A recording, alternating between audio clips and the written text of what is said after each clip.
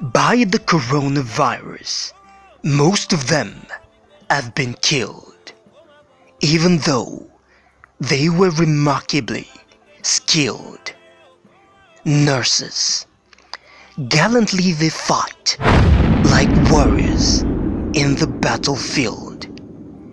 Bravery and compassion are the weapons that they wield. It's a big underestimation to talk about nurses without a sigh. While death keeps beckoning at me to join my ancestors, ọpẹ́lọpẹ́ nọ́ọ̀sì alábẹ́rẹ́, she keeps maintaining a social distance between death and I, an intercessor they are, between mama's brother and this lovely world.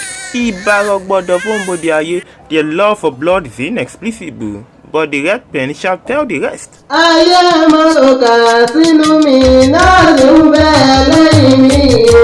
Ayé mọ̀rọ̀kà sínú mi náà ló ń bẹ lẹ́yìn mi tó dájú.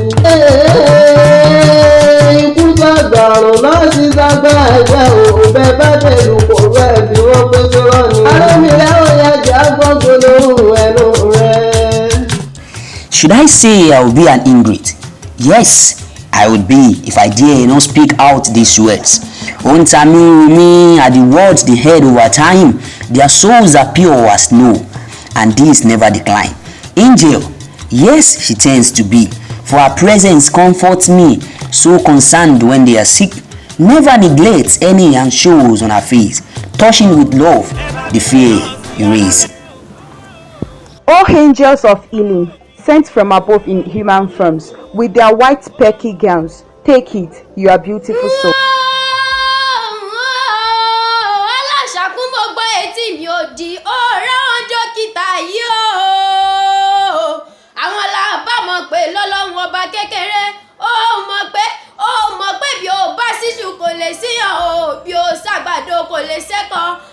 Ìgbà tí bọ̀dá ọ̀rẹ́ mi kan lápá, bọ̀dá àtẹ̀rẹ̀, àwọn èèyàn bẹ̀rù wọn lè súnmọ́, àfi nọ́ọ̀sì alábẹ́rẹ́. Ìgbà tára ẹ̀ yá tán, ó fún nọ́ọ̀sì ní 15 naira péré.